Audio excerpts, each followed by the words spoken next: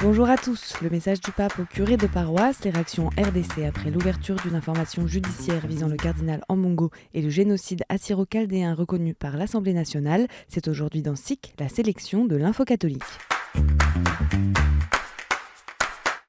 Jeudi s'est achevée la rencontre internationale des curés de paroisse réunis à Sacrofano près de Rome. Organisée par le secrétariat général du synode, la rencontre devait permettre d'enrichir de leur voix et leurs expériences la réflexion synodale.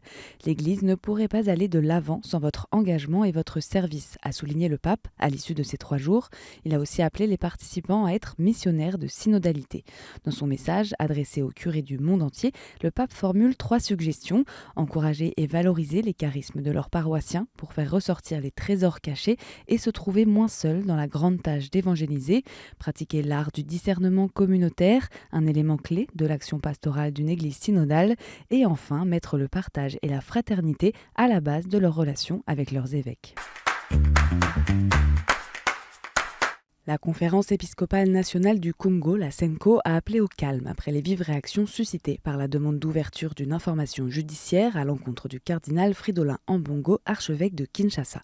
Le dossier est traité de manière responsable avec les autorités compétentes, a écrit la CENCO mardi, dans le respect de l'accord-cadre entre la RD Congo et le Saint-Siège, lequel garantit un régime de collaboration loyale et sincère entre l'Église catholique et l'État. Le cardinal Ambongo, voix forte de l'Église en Afrique pour la vérité et la paix, est accusé par le procureur général près la Cour de cassation de propos séditieux après ses critiques envers la gestion politique et sécuritaire du pays.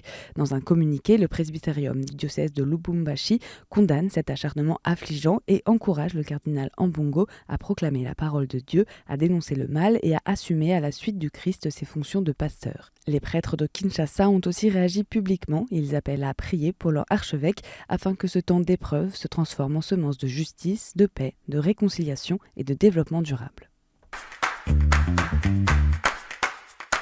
En Belgique, la commission d'enquête parlementaire sur les abus sexuels dans l'Église et en dehors a rendu public jeudi 137 nouvelles recommandations issues de son travail entamé le 10 novembre dernier.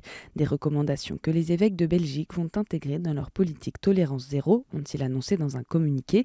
Ils saluent entre autres la proposition de création d'un commissaire dédié aux abus sexuels envers les mineurs, point de contact central et neutre, ainsi que celle recommandant de développer le soutien thérapeutique pour les victimes et de le rendre plus accessible financièrement.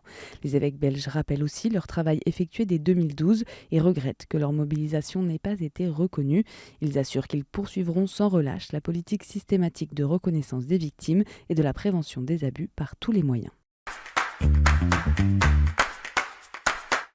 La canonisation du bienheureux Pier Giorgio Frassati se profile pour la prochaine année jubilaire. Cette annonce du cardinal Semeraro a été accueillie dimanche dernier par un tonnerre d'applaudissements. Le préfet du dicastère des causes des saints rencontrait les membres de l'Action catholique italienne, dont Pier Giorgio Frassati a lui-même fait partie. Oblat dominicain, amoureux de la montagne et très proche des pauvres, le jeune Italien, mort à 24 ans, a été béatifié en 1990 par Jean-Paul II. Ce merveilleux modèle de vie chrétienne, selon les mots du cardinal, pourrait donc être canonisé en 2025, 100 ans après sa mort. La Fondation Padre Pio a présenté ce lundi 29 avril au Vatican 10 photos inédites de Padre Pio.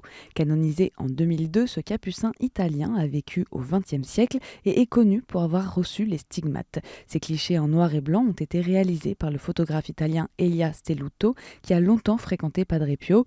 Les photos ont été dévoilées à l'occasion des 25 ans de sa béatification avec le soutien des dicastères pour la communication et pour l'éducation et la culture.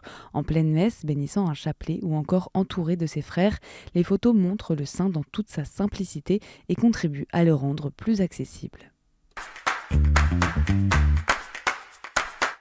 L'Assemblée nationale a adopté lundi une résolution sur la reconnaissance du génocide des Assyro-Chaldéens entre 1915 et 1918. Après le Sénat l'an dernier, les députés invitent le gouvernement à reconnaître officiellement comme ayant un caractère génocidaire l'extermination de masse, la déportation et la suppression de l'héritage culturel de plus de 250 000 Assyro-Chaldéens par les autorités ottomanes.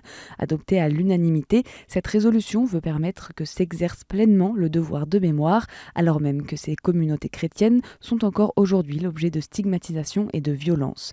Ce dimanche est célébrée la journée des chrétiens d'Orient, animée par l'œuvre d'Orient. Une messe est présidée par Monseigneur Rafik Nara, évêque auxiliaire du patriarcat latin de Jérusalem, en l'église Saint-Sulpice à Paris à 15h30 en direct sur KTO.